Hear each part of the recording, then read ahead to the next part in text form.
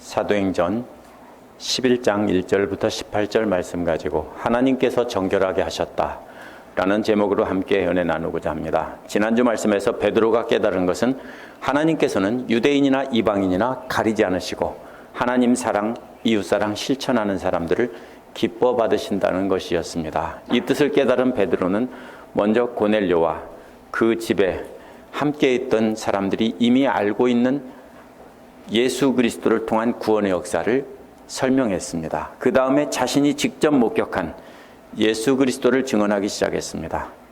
그러나 베드로가 말을 시작하자 성령께서 곧 베드로의 입을 막으시고 자신들에게 내리셨던 성령을 이방인들에게도 똑같이 부어주셨습니다. 고넬료의 청에 따라 베드로는 그 집에서 머물면서 가르쳤습니다.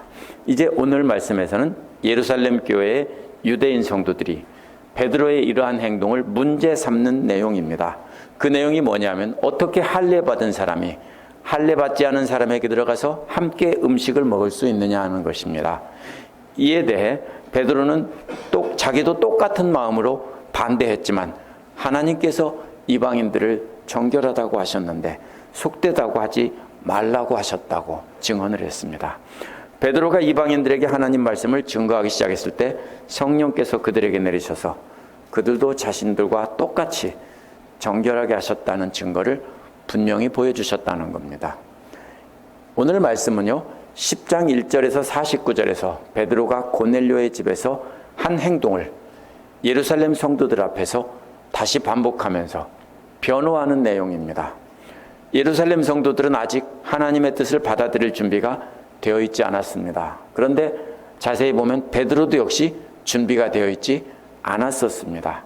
그러나 성령께서 주도하셔서 베드로에게 분명한 증거를 보여주시며 깨닫게 하셨기에 예루살렘 성도들도 설득을 하게 된 것입니다. 이 말씀을 자세히 보면서 우리는 어떻게 하면 우리의 생각을 따라 거룩함을 판단하지 않을지 생각해 보도록 하겠습니다. 어떻게 하면 우리 생각을 내려놓고 성령님께서 주도하시는 길을 따라가면서 하나님께서 정결하게 하신 사람들을 우리가 받아서 그들에게 복음을 전할지 생각해보는 시간을 갖도록 하겠습니다. 첫 번째로 1절에서 3절에 보면 예루살렘 유대인 신자들의 질문이 나옵니다. 11장 1절은 그런데라는 말로 10장 48절과 연결이 됩니다.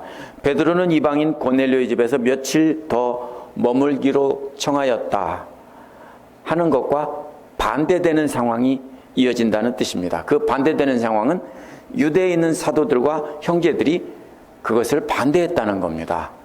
그래서 이방 사람들이 하나님 말씀을 받아들였다는 소식을 들었는데 그냥 들은 게 아닙니다. 8장 14절에서도 사마리아 사람들이 하나님 말씀을 받아들였다고 소식을 사도들이 들었습니다. 그때 예루살렘에 있던 사도들은 베드로와 요한을 조사관으로 파견했습니다. 무슨 뜻입니까? 설마 그럴 리가, 이런 뜻으로 파견한 겁니다. 반신반의하는 태도로 파견을 했습니다. 그런데 그보다 훨씬 더 심각한 문제로 이번에는 받아들인 겁니다. 이번에는 이런 말입니다. 절대로 그럴 리가 없다. 아니면 절대로 그래서는 안 된다라는 태도로 받아들인 것입니다. 2절은 그래서 베드로가 예루살렘에 올라왔을 때 베드로에게 물었다고 했습니다.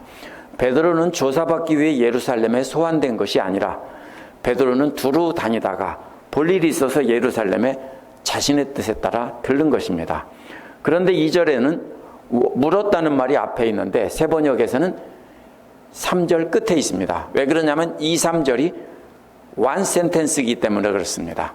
그래서 한국말로 맨 끝에 가 있습니다. 여기에 보면은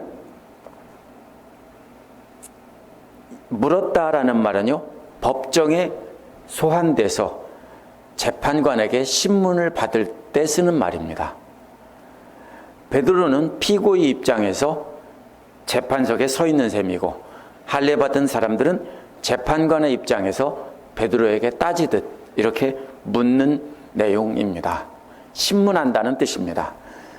어떤 이들은 할례받은 사람이라는 말을 예루살렘 교회 안에 있는 특별히 할례를 강조하던 그룹이라고 말하기도 합니다. 그러나 이는 할례받지 않은 이방인들과 구별하기 위해서 쓴 말일 뿐입니다. 예루살렘에 있는 성도들은 거의 대부분이 다 할례받은 유대인들이었습니다. 유대인 성도들을 가리키는 말이지 특별한 그룹을 가리키는 말은 아닙니다. 당시에 예루살렘에 있던 유대인 성도들은 예수를 믿었지만 여전히 할례와 율법을 자신들을 거룩하게 구별하는 표시로 생각하고 살았습니다. 그도 그럴 것이 평생 그렇게 살았기 때문에 그것은 바꾸지 않고 단지 예수만 믿었던 것입니다. 그들이 베드로에게 문제 삼은 것은요, 베드로가 할례받지 않은 사람의 집에 들어가서 그들과 함께 음식을 먹었다는 것입니다. 이것은 단순히 베드로가 고넬료의 집에 들어가서 음식을 먹은 것을 문제 삼은 것이 아닙니다. 음식을 먹는다는 것은 그들과 하나의 공동체가 된다는 얘기고, 고넬료는 이방인의 대표인 것입니다. 그래서 최초로 이방인에게 들어가서 이방인과 함께 신앙을 나누고 함께 교제를 했다는 것을 문제 삼은 것입니다. 그런데 예수께서 땅끝까지 복음 전하고 제자 삼으라고 했습니다. 예루살렘과 유대와 사마리아와 땅끝까지 복음 전하라고 했습니다. 하지만 예루살렘 성도들은 듣고도 듣지 않았습니다. 아직 준비가 되지 않았습니다. 할례받지 않은 이방인들이 예수를 믿는 것은 로 자신들과 하나의 공동체가 된다는 것은 아직 있을 수가 없는 일이다, 이렇게 생각하고 있었습니다. 그래서 예수님의 명령에도 불구하고 예루살렘에만 머물면서 복음을 전한 것입니다. 스데반의 일로 핍박을 받자 흩어지기는 했지만 그래서 어쩔 수 없이 흩어져서 복음을 전한 것이지 저들은 적극적으로 이방인에게 복음 전할 마음이 없었습니다. 빌립이 사마리아 사람들에게 복음 전했을 때도 사마리아 사람들이 하나님의 말씀을 받아들였다는 소식을 들었습니다. 하지만 예루살렘 성도들은 그때 그 사실을 받아들일 준비가 되어 있지 않았었습니다. 하지만 성령께서 주도하셔서 분명한 증거를 보여주셨습니다. 그런데 완전 이방인인 고넬료의 소식은 더더욱 받아들일 수 없었습니다. 그럼에도 불구하고 하나님께서 주도하셔서 강력하게 유대인 성도들을 밀어붙이고 있는 모습입니다. 하지만 예루살렘의 성도들은 완강히 거부하며 아니라고 말하고 있는 것입니다. 4절부터 17절에 보면 베드로의 자기 변호가 나옵니다. 이렇게 예루살렘의 사도들과 형제들이 베드로를 질책하듯이 따지자 베드로는 4절에서 17절에서 자신이 한 행동을 변호하고 있습니다. 그 핵심은 하나님이 정결하다고 하신 것을 사람인 자신이 부정하다고 할 수 없다라는 것입니다. 4절은 이러한 질문에 대해 베드로가 그 사이에 일어난 일을 차례대로 설명하기 시작했습니다. 설명한다는 말은 모두가 볼 수 있게 펼쳐놓는다는 뜻입니다. 다 꺼내서 펼쳐놓는다는 뜻입니다. 하나님께서 어떻게 이방인들을 정결하다고 하셨는지 알 수 있도록 펼쳐놓았다는 뜻입니다. 더구나 차례대로라는 말은 순서대로라는 뜻이 아닙니다. 물론 이 말이 순서대로라는 뜻이지만 시간 순서대로라는 뜻이 아니라 유대인 형제들이 이해할 수 있도록 차근차근 순서대로 보따리를 풀어놓았다는 뜻입니다. 지금 펼쳐 보이는 보따리는 성령께서 베드로에게 보여주시고 들려주신 증거들입니다. 5절에서 10절에 보면 베드로는 먼저 자신이 보고 들은 것을 펼쳐놓았습니다. 5절에서 베드로가 욥바성에서 기도하고 있을 때 베드로는 황홀경 가운데서 환상을 보았다는 것입니다. 그 환상은 큰 보자기 같은 그릇이 내귀탱이에 끈으로 매달려서 하늘에서 내려오고 있었습니다. 점점 내려오다가 베드로 앞까지 내려왔다라는 것입니다. 그 그릇은 허공이나 우주에서 내려온 것이 아니라 하나님이 계신 곳에서 베드로에게까지 내려왔다라는 뜻입니다. 따라서 그 그릇 안에 있는 것들은 하나님이 계신 곳으로부터 왔다는 것입니다. 그럼 무슨 뜻입니까? 하나님과 함께 있는 것이 부정한 것이 있을 수가 없습니다. 이미 하나님께서 거룩하게 하셔서 하나님과 함께 있는 것들이라는 뜻입니다. 하나님이 이미 거룩하게 하셨다는 겁니다. 6절에서 베드로는 자기 앞에 내려온 큰 그릇 안에 있는 것들을 자세히 들여다보기 시작했습니다. 거기에는 땅 위의 네발짐승과 들짐승은 그 맹수와 같은 호랑이, 사자, 늑대 이런 것들을 말합니다. 또 기어다니는 것들은 파충류들을 말하고요. 공중에 새들도 있었다고 했습니다. 이게 뭡니까? 창세기 1장에 나옵니다. 하나님께서 창조하신 모든 피조물입니다. 문제가 뭡니까? 정결한 것과 부정한 것을 구별해야 되는데 세상 모든 피조물들이 다 뒤섞여 있었다는 것입니다. 그러므로 부정한 것입니다. 다 정결한데 하나만 부정한 것이 섞여 있으면 그건 뭡니까? 전체가 다 부정한 것입니다. 마치 이런 것과 같습니다. 커다란 그릇에 칼국수를 시켰는데요. 한 솥 끓였는데 한 그릇에 뭐가 들어있었습니까? 파리가 빠져 있었습니다. 그래서 갖다 치우고 다른 것을 줬지만 우리는 압니다. 나머지도 다 찝찝하다는 것을. 그렇지만 우리 딸 때문에 할 수 없이 조용히 먹었습니다. 하지만 모두가 다 부정한 것입니다. 이렇게 정결과 부정은 이런 개념입니다. 다 깨끗한데 하나만 더럽다면 그 전체가 다 더러운 것입니다. 이것은 위생적인 문제가 아니라 유대교의 정결이라는 하나님 앞에 드릴 수 있는 제물이라는 뜻입니다. 그런데 이미 하나님께서 받으셨는데 이것을 베드로가 부정하다고 하고 있는 것입니다. 먹지 말아야 할 부정한 동물들과 먹어도 되는 정결한 동물들은 레위기 11장에 자세히 기록되어 있습니다. 유대인들은 이것들을 철저하게 지킴으로 하나님 앞에 바쳐질 수 있는 자신들이 산 제물이 될 수 있다고 믿었습니다.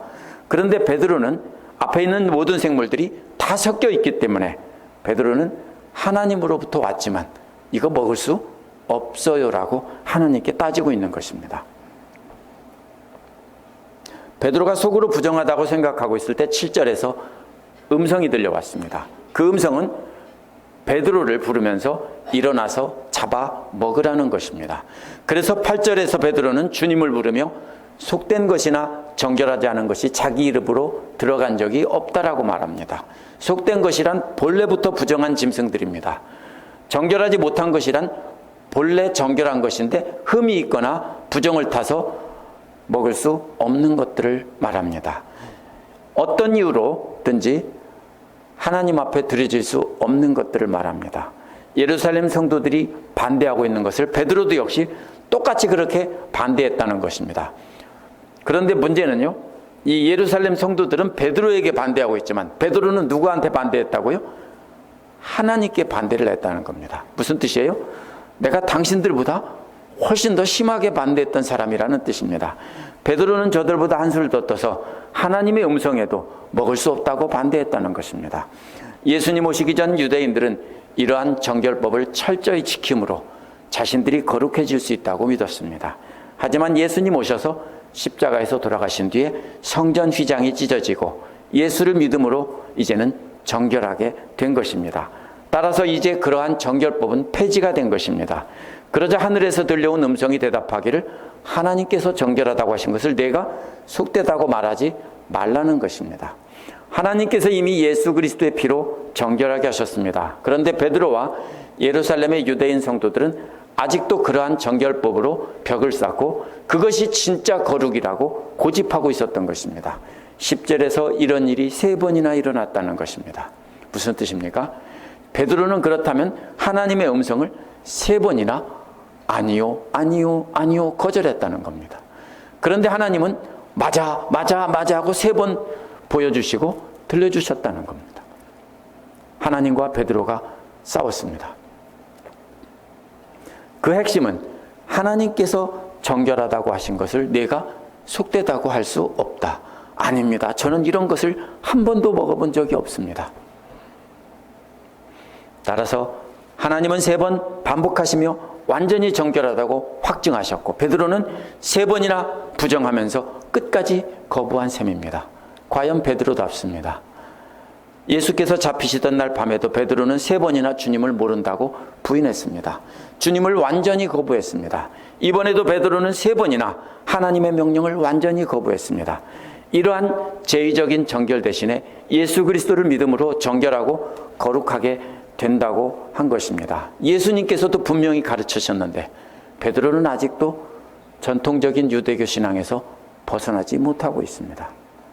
11절 12절은 이렇게 3번이나 확증하여 보여주신 다음에 분명한 증거를 실제로 보여주셨다는 겁니다. 성령께서 음성으로 들려주시는 내용입니다. 11절은 그리고 보라 이런 말이 나옵니다. 못 믿으니까 3번 보여주신 다음에 들려주신 다음에 끝났고 그 다음에 그리고 보라는 것입니다. 뭘 보라고요? 이건 놀라운 구경거리가 생겼다는 것입니다. 이어서 바로 그때라는 말이 나오는데 즉시라는 말입니다. 말이 끝나자마자 들려 올라가자마자 즉시 왔다는 것입니다. 뭐가 왔습니까?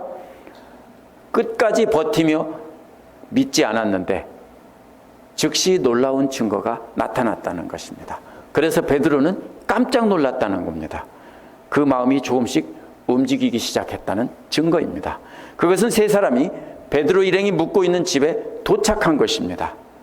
그들은 가이사랴에서 베드로에게 보낸 사람들입니다. 왜 고넬료의 이름을 말하지 않았습니까? 고넬료가 중요한 게 아닙니다. 이미 그가 이방인이라는 것이 알고 있기 때문에 구태여 고넬료를 말할 필요가 없습니다. 고넬료는 할례 없는 이방인의 대표로 등장한 것이지 고넬료라는 개인이 아닙니다. 이렇게 분명한 증거를 보여주신 뒤에 12절에서 성령께서 말씀하십니다. 그 내용이 뭡니까? 그들과 함께 가라는 겁니다. 의심하지 말고라는 말은요 2, 3절에서 나무랐다는 말과 똑같은 말이에요. 무슨 뜻이에요? 2, 3절에서는 형제들이 베드로에게 신문하듯이 이렇게 따지면서 재판하듯이 나무란 것인데요. 여기서도 마찬가지예요. 따지지 말고 무조건 그냥 들으라고 하나님께서 이렇게 재판하듯이 명령하셨다는 뜻입니다. 예루살렘의 형제들과 마찬가지로 베드로도 그렇게 이방인들을 끝까지 율법으로 판단해서 제외시키고 있었습니다. 성령님께서 3사람을 보여주셔서 깜짝 놀랐는데도 아직도 반쯤은 믿지 않고 있었던 것입니다. 그래서 성령님께서 아시고 뭐라고 했어요? 따지지 말고 의심하지 말고 그냥 묻지도 따지지 말고 그냥 가 이 말입니다. 하나님께서 환상으로 보여주시고 말씀으로 들려주시고 실제로 증거까지 보여주셨는데도 아직도 베드로는 율법으로 판단하면서 주저하고 있습니다. 그래서 성령께서는 판단하지 말고 어떻게 하고요? 네가 재판하지 말고 재판은 누가 하셔요? 하나님이 다 하셨으니까 너는 재판하지 말고 그냥 무조건 가 이 말입니다. 베드로의 놀라운 점은 이렇게 이해되지 않고 받아들일 수 없는 말씀이지만 무조건 따지지 말고 가라는 말씀에 그냥 갔다는 것입니다. 베드로는 혼자 가지 않고 6명의 형제들과 갔습니다. 본래 증인은 2명이면 되는데도 베드로를 포함해서 7명이 갔습니다. 7이란 그리스 로마 사람들이 주장하는 완전수입니다. 분명한 증거입니다. 당시 그리스 로마 사람들이 유언장을 이게 사실이라는 걸 증거할 때 어떻게 했냐면요. 유언장을 가죽으로 된 두루마리나 파피루스에 쓰고 마른 다음에 거기다 뭘 묻히냐면 왁스로 묻히고 봉하고 거기에다가 봉인을 찍습니다. 인장 반지나 이런 걸로. 근데 몇 사람이 찍냐면요. 7명이 찍습니다. 무슨 뜻이에요? 한 번 뜯으면 어떻게 돼요? 봉인이 다 부서집니다. 그래서 이것은 무슨 뜻입니까? 완전하게 증명이 된 진짜라고 할 때 7명의 봉인을 찍는 것입니다. 또 어디에 나옵니까? 생각나죠? 계시록에 7 봉인도 역시 마찬가지입니다. 그 계시록에 주신 말씀이 분명히 어떻다고요? 진리이고 사실이다라는 뜻입니다. 따라서 7명의 증인이라는 말을 들었을 때 그리스 로마 세계에 살던 그 사람들은 그러한 관습을 떠올렸을 것입니다. 아, 완전하게 이것은 봉인이 된 하나님의 말씀이구나. 7명의 증인은 그 목격한 사실이 완벽하게 증명이 됐다는 사실인 것입니다. 12절에서도 고넬료의 이름을 말하지 않고 그냥 그 사람의 집이라고 합니다. 고넬료가 이방인을 대표한 것이기에 의도적으로 이름을 말하지 않은 것입니다. 베드로는 이제 역사상 최초로 이방인들을 형제로 받아들이는 첫걸음을 떼기 시작한 것이고 그 7명의 완벽한 증인들이 함께 하나님의 역사하심이 진짜다라고 증명하고 있다는 뜻입니다. 13절, 14절은 고넬료가 천사를 만난 내용을 말한 것을 베드로가 전한 것입니다. 베드로는 자신이 고넬료에게 들은 것을 그대로 전달합니다. 13절에서 천사가 그 집 앞에 서더니 그에게 말했다는 것입니다. 그 내용이 뭡니까? 욥바로 사람을 보내어 베드로라고 하는 시몬을 불러오라는 것입니다. 14절에서는 그가 내게 와서 내와 내 온 집안이 구원받을 말씀을 일러줄 것이다 라고 했습니다. 베드로가 전해줄 구원받을 말씀이 뭡니까? 예수 그리스도를 믿음으로 구원받는다는 사실입니다. 그러자 15절 17절에서는 이방인들에게 성령이 내렸다는 내용이 나옵니다. 이 부분에서 베드로는 10장 44절 46절을 반복하면서 16절에서 새로운 사실 하나를 추가합니다. 그게 뭡니까? 15절에서 베드로가 말하기 시작했을 때 성령이 이방인에게 내렸다는 것입니다. 그 성령은 처음에 예루살렘 제자들에게 내린 것과 똑같은 것이었다라고 말합니다. 10장 37에서 43절에 보면 베드로는 겨우 예수를 믿으면 죄사함을 받는다는 복음을 여기까지만 말했습니다. 이게 시작이라는 겁니다. 계속 이어서 자세히 설명하려고 했습니다. 그런데 성령께서 입을 막으시고 직접 성령을 내림으로 증거를 보여주셨다는 것입니다. 100마디 말보다 확실한 증거가 성령의 강림입니다. 그러나 여전히 핵심은 베드로가 전한 말씀이지 성령님의 역사가 아닙니다. 이거 바뀌면 안 됩니다. 오늘날도 마찬가지입니다. 성령님의 역사가 중요한 게 아니라 뭐가 중요합니까?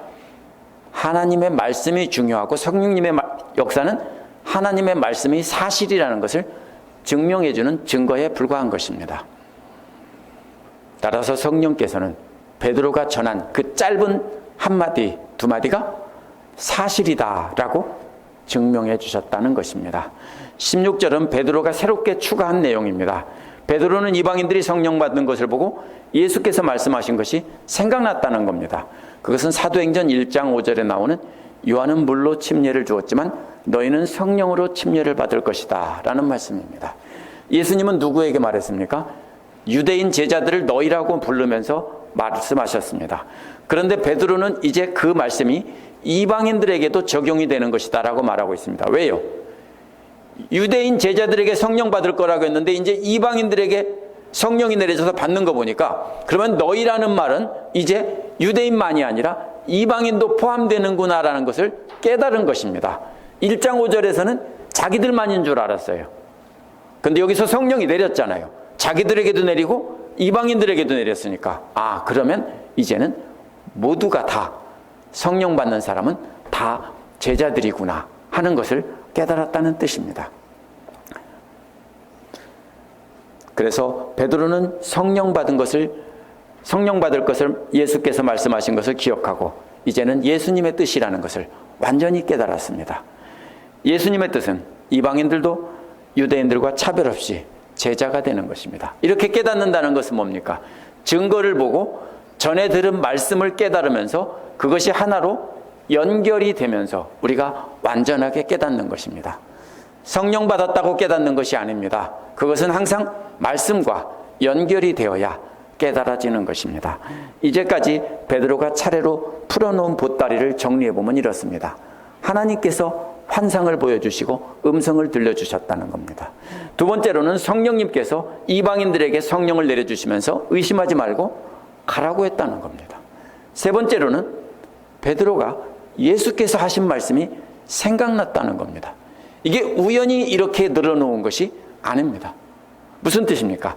삼위일체의 하나님이 모두가 증거해서 이것이 사실이니까 잔소리 말고 그냥 따라가라는 명령을 하셨다는 뜻입니다. 17절은 그러므로라는 말로 이어갑니다. 이제 베드로는 다 증거했습니다. 그렇기 때문에 이제까지 풀어놓은 내용에 결론을 내리겠다는 것입니다. 그게 뭡니까? 하나님께서는 우리가 주 예수 그리스도를 믿을 때 우리에게 주신 것과 같은 선물을 그들에게도 주셨는데 라고 했습니다. 이방인들도 자신들과 똑같은 성령을 선물로 받았다는 것입니다. 그런데 어떻게 하나님을 거역하냐는 것입니다. 거역한다는 말은 막는다는 뜻입니다. 하나님께서는 이미 구원하시려고 동일한 성령을 주셨는데 우리가 어떻게 그들이 제자가 되는 것을 막을 수 있느냐는 뜻입니다. 하나님께서 하시는 일을 인간이 어떻게 막느냐는 것입니다. 18절은 이 갈등이 해소되는 장면입니다. 예루살렘의 그리스도인들은 베드로의 증언을 듣고 잠잠했습니다. 잠잠했다는 말은 누가복음 14장 3절에 나옵니다. 예수께서 바리새파 지도자들에게 안식일에 병을 고치는 것이 옳으냐 옳지 않느냐라고 했을 때 그들이 잠잠했다라고 했습니다. 무슨 뜻입니까? 생각은 동의하기 싫은데 답은 너무나도 분명하다는 뜻입니다. 그래서 그들은 잠잠했습니다. 베드로 앞에 있던 예루살렘 성도들도 역시 마찬가지입니다.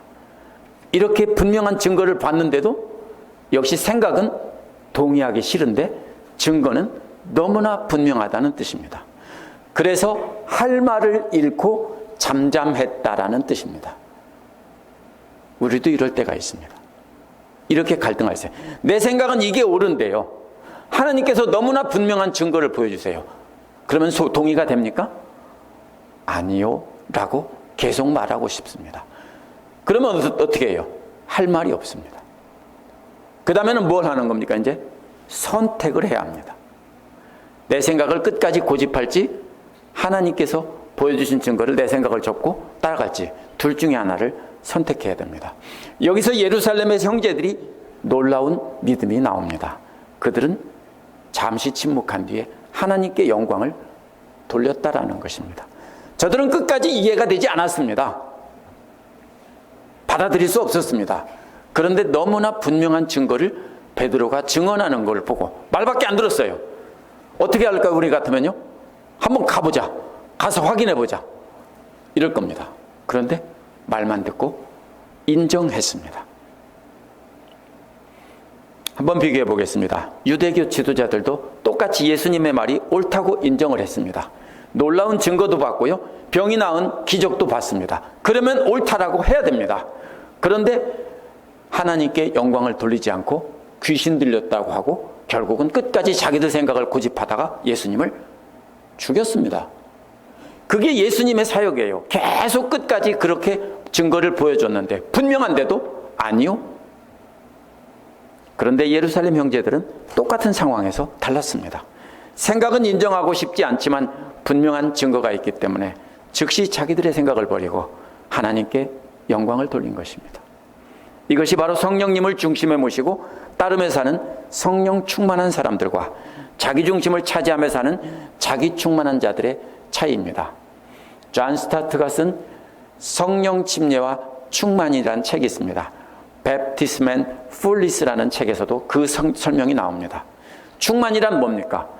할렐루야 하면서 방언하고 예언하고 기적을 일으키는 게 충만이 아니라 예수 그리스도를 모시고 성령님의 뜻에 자기가 성령님을 중심에 모시고 살면 그게 충만이고, 자기가 중심에 앉고 성령님은 한쪽 변두리로 밀어내고 자기 마음대로 결정하고 사는 것이 자기 충만입니다. 자기 충만은 믿음이 있는 것 같지만 결국은 뭡니까? 멸망으로 가는 지름길입니다. 우리는 선택해야 합니다. 말씀을 듣고 깨달았다고, 놀라운 증거를 봤다고 다 인정하는 것이 아닙니다. 어떤 사람들은 자기 충만의 길로 계속 고집해서 가고, 어떤 사람은 그래 맞아 하면서 자기 생각을 접고 하나님께 영광을 돌리는 것입니다.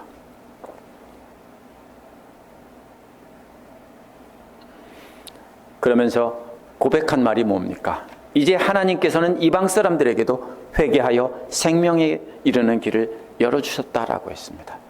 회개한다는 말이 본래 뜻이 이런 말입니다. 생각해본 뒤에라는 뜻입니다. 이방인들도 하나님 말씀을 듣고 생각한 뒤에 작정해서 생명에 이를 수 있는 길을 갈 수 있도록 하나님께서 길을 열어주셨다는 겁니다. 따라서 이제는 율법이 아닌 예수 그리스도의 말씀을 듣고 생각한 후에 믿기로 결정하는 사람들, 따라가는 사람들에게 누구나 구원의 길이 열려 있다는 뜻입니다. 이방인인 고넬료와 그 가족들만 베드로의 말을 듣고 생각한 후에 생명의 길로 접어든 것이 아닙니다. 잘 보십시오. 자기들이 말한 말 속에 그 말이 들어 있습니다. 베드로를 신문하던 예루살렘의 사도들과 형제들도 역시 자기들 방식으로 믿음을 고집하며 자기 충만한 삶을 살아왔었습니다. 예수님은 분명히 예루살렘과 온 유대와 사마리아와 땅끝까지 이르러 증인이 되라고 했는데 예루살렘 교회는 그 명령을 알고도 따르지 않았습니다. 자기들이 믿어온 방식대로 유대인들에게만 복음을 전한 것입니다. 베드로에게 따지던 예루살렘 성도들만 그렇게 높은 벽을 쌓고 완강하게 버티던 것이 아닙니다. 베드로가 증언한 것은 나도 그렇게 너희들보다 더 높은 벽을 쌓고 나는 직접 하나님을 대면해서 하나님의 음성을 듣고도 직접 따졌던 사람이라고 증언한 것입니다. 하지만 삼위일체 하나님께서 분명하게 함께 증거하시고 깨닫게 하셨기에 순종하고 따랐다라는 뜻입니다. 베드로가 깨닫는 과정을 보면 스스로 노력해서 이룬 것이 하나도 없습니다. 이걸 뭐라고 합니까? 전적인 하나님의 은혜. 켈빈이 말하는 전적인 하나님의 은혜입니다. 베드로가 생각해서 내가 이렇게 가야지 간 것이 하나도 없어요. 하나님께서 강제로 끌고 가신 거예요. 그런데 중요한 것은 성부 하나님께서 주도하시고 성령 하나님께서는 증거를 보여주시고 성자 예수님께서는 말씀으로 이미 가르치신 거예요. 베드로에게 예수님의 가르침을 생각나게 하신 분도 성령님이십니다. 전적으로 하나님께서 주도하셔서 모든 일을 이루신 겁니다. 그러면 사람이 하는 건 아무것도 없습니까? 아닙니다. 여기에서 중요한 결정이 있습니다. 베드로가 고백한 것은 여기에서 성령님의 이런 강력한 인도하심에 순종하고 따른 것입니다. 내가 어떻게 거역할 수 있느냐 하며 따른 것입니다. 중요한 것은 하나님께서 전적으로 주도하시지만 그것을 따라가는 것은 우리의 결정이라는 겁니다. 이걸 가지고 칼빈주의냐 알미니안주의냐 막 싸우지만요. 성경에서는 분명히 말합니다.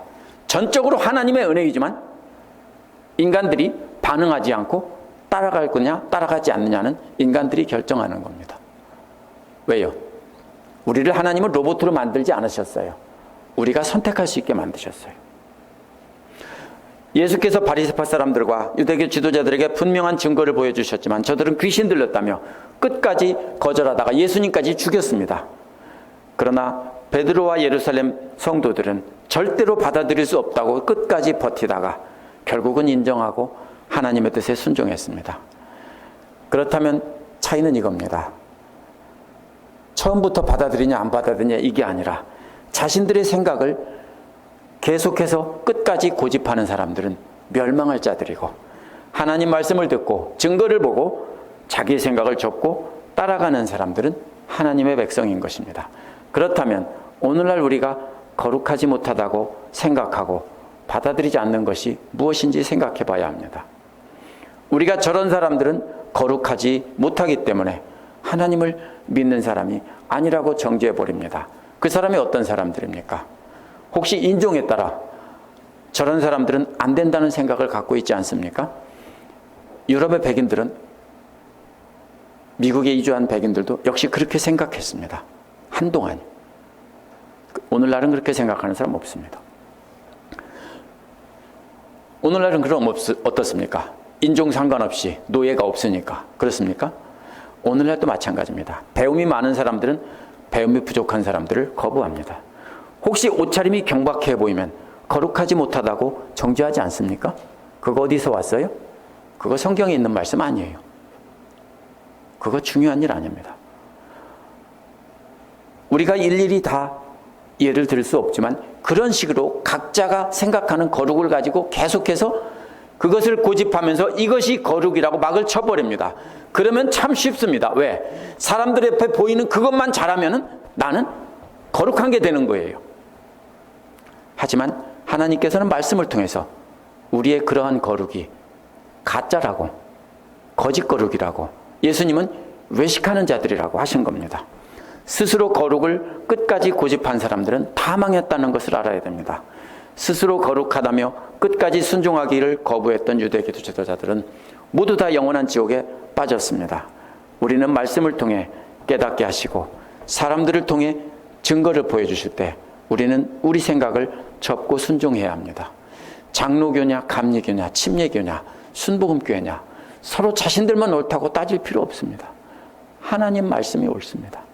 하나님이 정결하다고 하신 것을 우리가 부정하다고 할 수 없습니다. 우리는 생각해야 됩니다. 우리는 우리의 생각을 이 시간 접고 하나님께서 받아들이라고 명령하면 무조건 받아들여야 됩니다. 하지만 받아들이고 나서도 영 찝찝하고 기분이 좋지는 않을지도 모릅니다. 그래도 순종하는 겁니다. 그냥 받아들이고 입 다물고 순종하고 따라가는 것입니다. 그것이 하나님을 믿는 것이고 하나님을 인정하는 길입니다. 기도하겠습니다.